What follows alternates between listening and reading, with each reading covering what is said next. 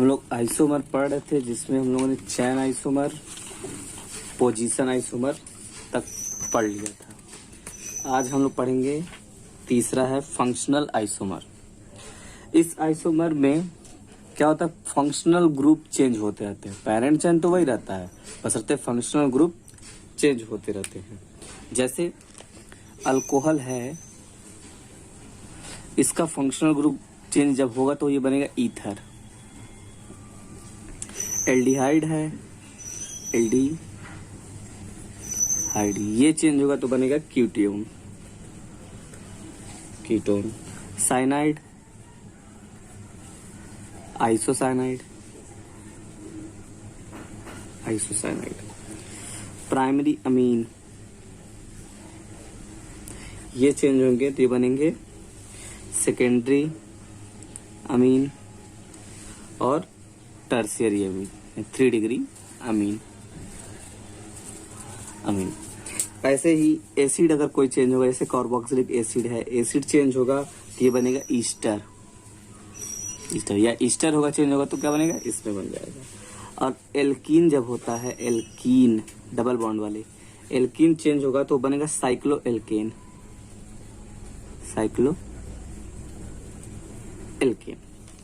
ऐसे ही चेंज होते हैं। तो हम कह सकते हैं कि अगर फंक्शनल ग्रुप है, फंक्शनल आइसोमर्स है, तो कहेंगे 2 या 2 से अधिक ऑर्गेनिक कंपाउंड जिनके मॉलिक्यूलर फार्मूला सेम हो, लेकिन उनके जो फंक्शनल ग्रुप है वो डिफरेंट हो, उसी को हम क्या कह सकते हैं, फंक्शनल आइसोमर।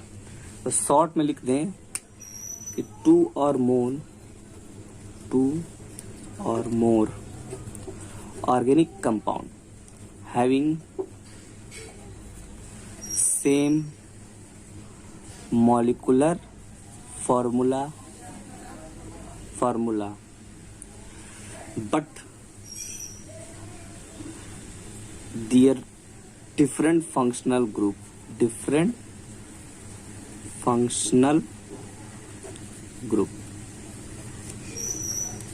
अब जैसे कुछ एग्जाम्पल लेके देखते हैं कि क्या है। कुछ एग्जाम्पल में जैसे ले लो हम C2H6 और O, इसके हम देखें कितने फंक्शनल आइसोमर्स बनते हैं। तो C2H6 इसको हम पहला लिख सकते हैं C2H5OH, जो कि अल्कोहल बन गया। और दूसरा लिख सकते हैं CH3, बीच में O, फिर CH3। देखिए 2 कार्बन इधर हैं, 2 कार्बन इधर हैं, इसमें भी देखिए 1 और 2 कार्बन, 6 हाइड्रोजन, 5 1 6, 3 1 6, और ये है, यानी कि मॉलिक्यूलर फार्मूला सेम है। देखिए अब ये बना, ये तो है अल्कोहल, ये हो गया ईथर। ये दोनों क्या थे, एक दूसरे के फंक्शनल आइसोमर थे। अब एक आध एग्जांपल और देख लेते हैं। C3H6O, इनके फंक्शनल आइसोमर्स कितने बनते हैं ये भी देख लें। तो सबसे पहले आप मन करें तो अल्कोहल ही बनाइए, नहीं एल्डिहाइड बनाते हैं। एल्डिहाइड बनेगा C3H2CHO, ये एल्डिहाइड फंक्शनल ग्रुप है। ठीक, इसका किसमें चेंज होता था, कीटोन में। तो कीटोन ये हो गया एल्डिहाइड, ये हो गया कीटोन में। और एग्जांपल देखते हैं, जैसे हम लोगों ने साइनाइड पढ़ा था ना, CH3CN। तो इसका हम लोग अगर आइसोमर बनाए तो एक ही था, आइसोसाइनाइड के लिए C3MC, बस ये चेंज होता है। ये हो गया साइनाइड, ये हो गया आइसोसाइनाइड। अब कुछ थोड़ा लॉन्ग लेके चलते हैं, देखते हैं क्या होता है। जैसे C3H9N, अभी हम लोगों ने अमीन पढ़ा था, primary amine, secondary amine, tertiary अमीन। तो इनके देखते हैं कितने बनते हैं। तो पहला देखिए C3CH2NH2, ये हो जाएंगे प्राइमरी अमीन। अब दूसरा देखते हैं CH3CH2NH, एक H यहाँ से हटा के इस पे साथ जोड़ दिया, CH3, ये हो गया सेकेंडरी अमीन।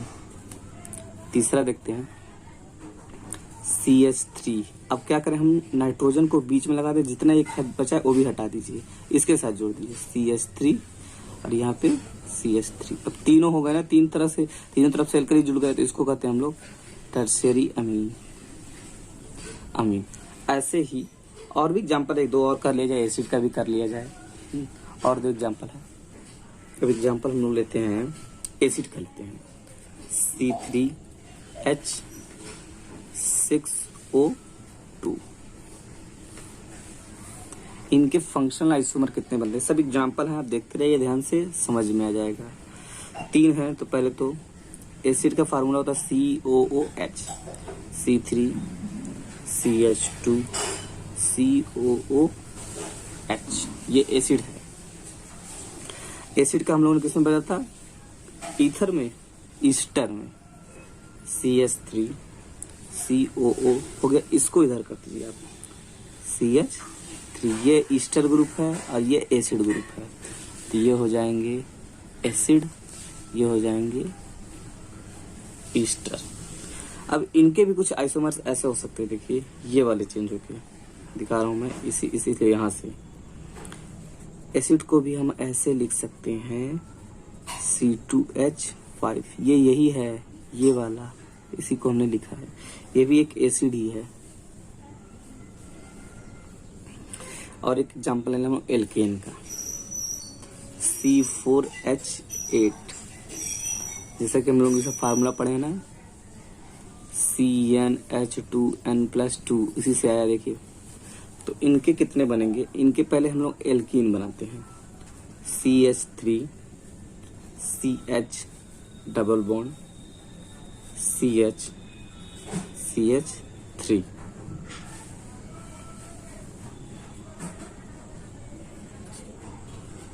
तो ये हो गया एल्कीन, इसका नाम है एल्कीन। एल्कीन किस में चेंज होता था, साइक्लो एल्केन में, 4 कार्बन के साइक्लो एल्केन। मिला लीजिएगा, देखिए यहाँ पे C है तो एक हाइड्रोजन इधर, एक हाइड्रोजन इधर, यहाँ पे C, एक हाइड्रोजन है, 8 दिखेंगे, 8 हैं, 2 यहाँ से, 2 यहाँ से, 2 यहाँ से, 2 यहाँ से, इसका हो जाएगा साइक्लो एल्केन का दीजिए या ब्यूटेन का दीजिए, एल्केन। अगर हम लोग एल्कीन का बनाएंगे तो उसका एल्केन बनता है, उसका भी बना लें, एक देख लेते हैं, पेज खाली है, भर लिया जाए।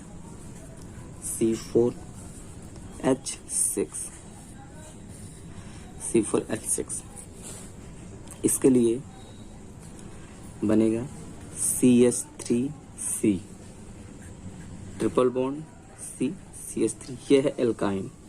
इसका हम लोग नाम रख सकते हैं 1 2 3, दूसरे पे है तो कह सकते हैं ब्यूट, 4 के लिए होता है ब्यूट, और दूसरे पे 2 आइन, ब्यूटाइन। इसके आइसोमर्स बनाए तो CH2 double bond CH double bond CH2, इसका ब्यूटाडाइन हो जाएगा, ब्यूटाडाइन, क्यों, क्योंकि 2 बार डबल बॉन्ड आया इसलिए ब्यूटा हो गया, और डाई 2 बार डबल डाई इन हो गया। इसके साइक्लिक भी बन सकते हैं, इसके साइक्लिक बनाए हम लोग, तो ये हो गया साइक्लिक, और जितने भी डबल बॉन्ड है इनको यहाँ लगा दीजिए। तो अब आप देखेंगे कि यहाँ पे हो जाएगा CH, यहाँ भी आ जाएगा CH, पर यहाँ हो जाएगा CH2, यहाँ हो जाएगा CH2। अब देखिएगा 2 2 4 5 6 है, 4 हाइड्रोजन, ये भी हो जाएंगे, ठीक। ऐसे भी हो सकता है, या तो आप इसको ऐसे बना सकते हो, देखिए CH2 CH CH2 CH, यहाँ पे हम डबल बॉन्ड दिखाते हैं, ये भी है, दोनों सेम है। अब हम देखते हैं मेटामेरिज्म, यानी मध्यम समावरता। इसके लिए कुछ कंडीशंस हैं, जैसे कि कुछ कंडीशन ऐसे हैं कि जो फंक्शनल ग्रुप है तो वो तो रहेंगे ही, लेकिन जो एल्कली ग्रुप है वो पॉलीवैलेंट होना चाहिए। तो फर्स्ट कंडीशन हम लोग देखते हैं। पहला कंडीशन है कि कंपाउंड, जो कंपाउंड होगा, कंपाउंड मस्ट हैव पॉलीवैलेंट। अभी मैं बताता हूँ पॉलीवैलेंट क्या है। पॉलीवैलेंट, ठीक, और जो इसके फंक्शनल ग्रुप होंगे, फंक्शनल ग्रुप लाइक ऐसे होंगे, मतलब ये R और बीच में मैंने फंक्शनल ग्रुप लगाया, फिर ये R ऐसे। तो ये जो एटम है ये पॉलीवैलेंट होना चाहिए। जैसे एग्जांपल में R O R लिया, R C फंक्शनल ग्रुप ये, फिर R लगाया, फिर R फंक्शनल ग्रुप NH, यहाँ पे R लगाया, R फंक्शनल ग्रुप S, फिर R लगाया, ऐसे एटम। तो ये जो ऊपर है, ये जो एल्कली ग्रुप है, ये कैसे होने चाहिए? ये पॉलीवैलेंट होने चाहिए, पॉलीवैलेंट।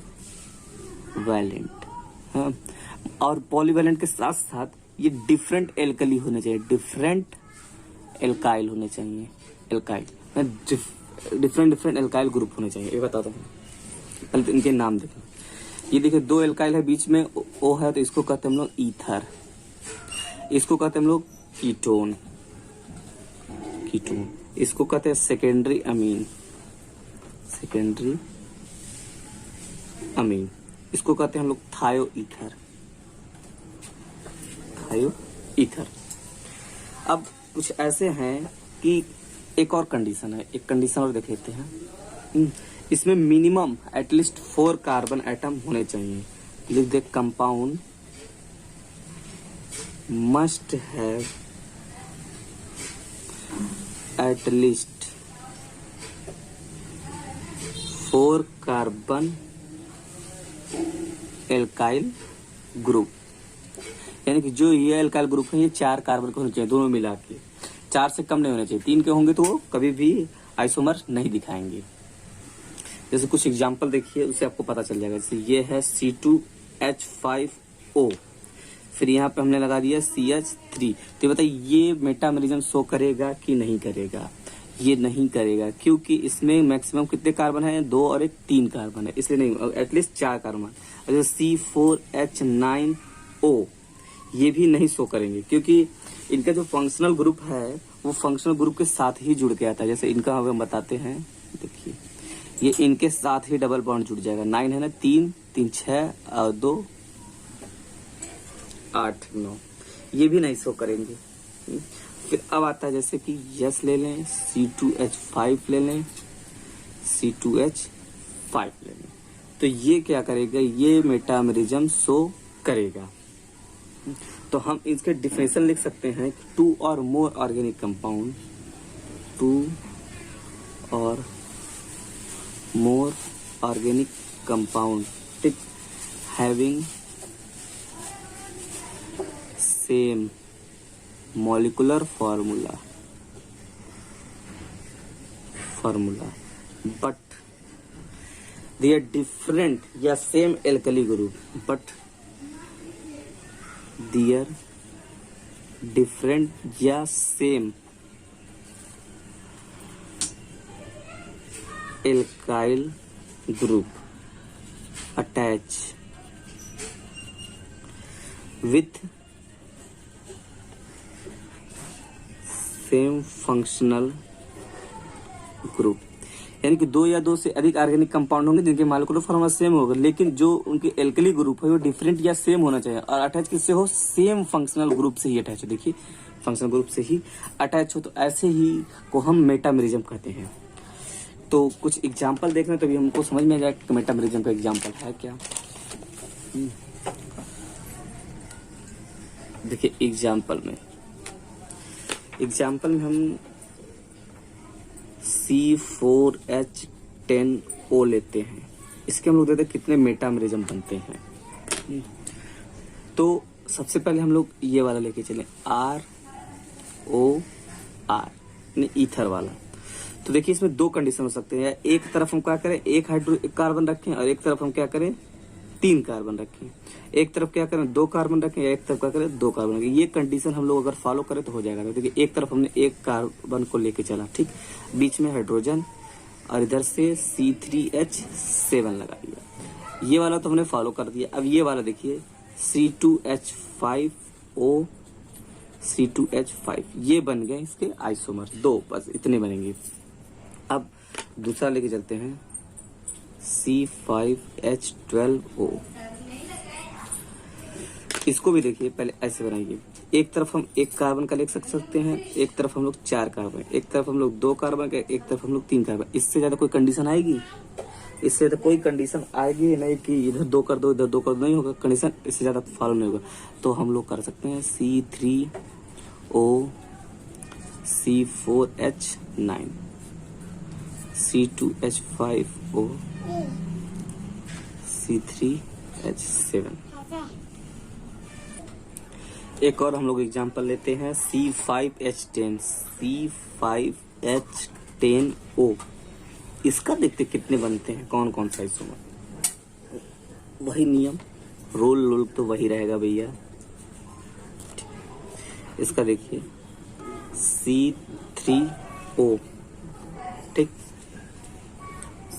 यहाँ पे कीटोन बनाया जाए ना, O CH2 CH2 और CH3। इसका नाम हम लोग लिखते हैं आईपैक नेम।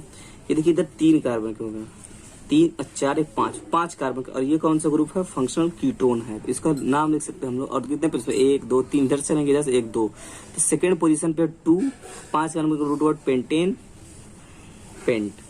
और जब फंक्शनल ग्रुप का सफिक्स लगाते हैं ओन, पेंटेनोन, पेंटेनोन हो जाएगा इसका नाम। अभी देखिए कुछ चमत्कार आएगा इसमें, C3 C2 C double bond CH2 CH3। अब इसके नाम हम लोग देखते हैं, तो इसके नाम थर्ड पोजीशन पे फंक्शनल ग्रुप लगा है कीटोन, तो इसका नाम हो जाएगा 3 पेंटेनोन। अब आप देखिएगा कि इन दोनों फंक्शनल ग्रुप में कुछ डिफरेंट दिख रहा है। दोनों तो हैं मेटामेरिज्म, लेकिन जब इनके आईपैक नेम लिखे तो देखिए दोनों का अलग हो गया, 2 पेंटेन 3 पेंटेनोन। तो इससे हमें ये पता चलता है कि ये चैन आइसोमर भी शो कर रहे हैं। देखिए चैन इनके डिफरेंट होने, फंक्शनल ग्रुप के पोजीशन भी चेंज हो रहे हैं। तो जब पोजीशन चेंज हो रहे हैं, क्योंकि यहाँ पे सेकेंड पोजीशन पे था कीटोन, यहाँ पे थर्ड पोजीशन पे है, तो पोजीशन भी चेंज होता है। हम कह सकते हैं कि मेटामेरिज्म जो होता है वो पोजीशन आइसोमर भी शो करते हैं। अब चैन कैसे शो करता है? देखिए यहाँ पे हमने 1 कार्बन इधर किया, 3 कार्बन इधर किया, तो इसके भी चैन डिफरेंट है कि नहीं। फिर इधर देखिए 2 कार्बन 2 कार्बन 3 कार्बन की, तो चैन के इनके भी नाम डिफरेंट आएंगे और इनकी चैन की पोजीशन भी चेंज होता है। तो ये पोजीशन आइसोमर और चैन आइसोमर दोनों शो करते हैं। कौन? मेटामेरिज्म, क्योंकि देखिए पोजीशन यहाँ पे चेंज हो रहा है, तो पोजीशन आइसोमर भी शो कर सकते हैं। तो हम नोट में लिख ले, बहुत इंपॉर्टेंट बात, कि मेटामेरिज्म जो होते हैं वो चैन और पोजीशन आइसोमर दोनों शो करते हैं। तो हमने लिखा, देखिए मेटामर आर आइदर चैन या पोजीशन, या तो चैन हो सकते हैं या तो पोजीशन हो सकते हैं हमेशा, लेकिन इसको हमेशा प्रायोरिटी हम क्या देंगे? मेटामर्स की ही देंगे, क्योंकि ये ज्यादा उनसे स्टेबल होते हैं, वही देंगे। अब अगला हम लोग पढ़ते हैं टाटोमर क्या होते हैं। टाटोमेरिज्म, टाटोमेरिज्म आइसोमर, इसके कई नाम हैं।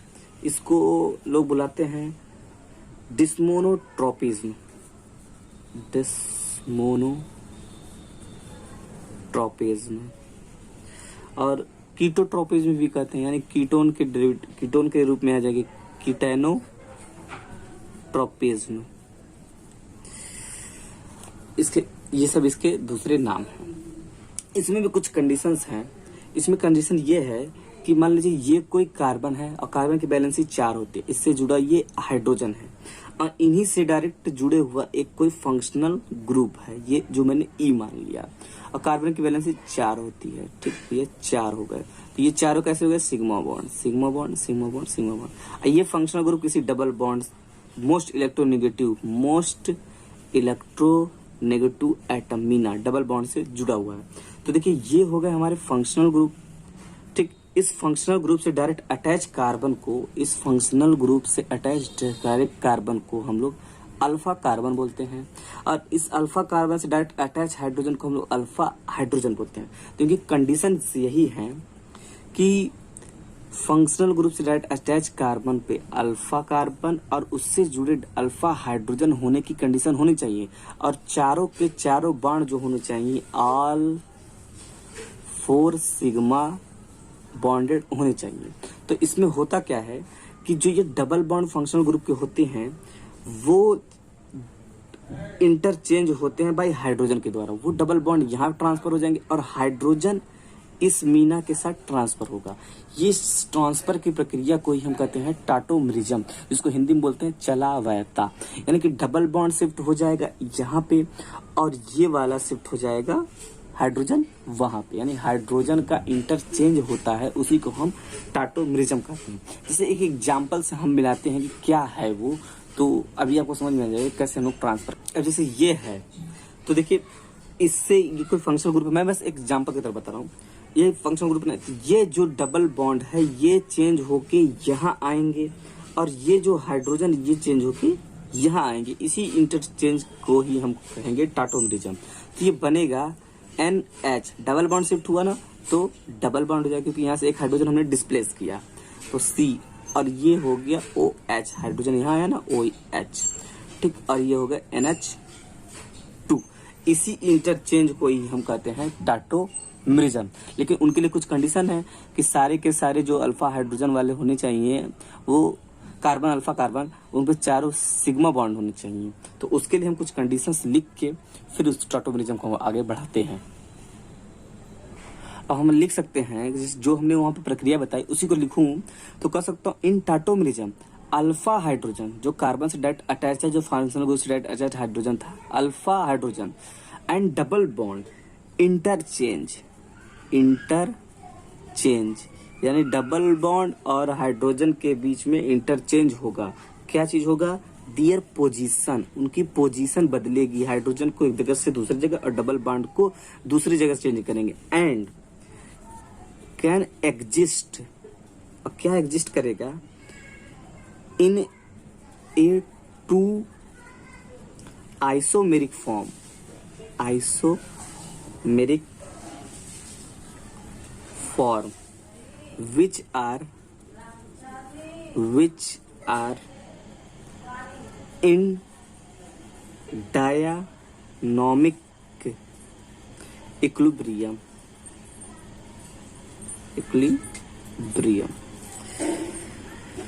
तो इसी को हम कहते हैं one form called keto and another called enol। अब इस जो मैंने लिखा इसके बारे में एक मैं बताऊं एग्जांपल। तो देखिए जैसे ये एग्जांपल है CH3C डबल बॉन्ड और ये CH3, ये तो हमारे हो गए फंक्शनल ग्रुप। ये क्या हो गया? ये फंक्शनल ग्रुप। इस फंक्शनल ग्रुप से डायरेक्ट अटैच हाइड्रोजन को हम अल्फा कार्बन को अल्फा कार्बन, ये भी हो जाएगा अल्फा कार्बन। इनसे डायरेक्ट जुड़े हुए हाइड्रोजन को अल्फा हाइड्रोजन।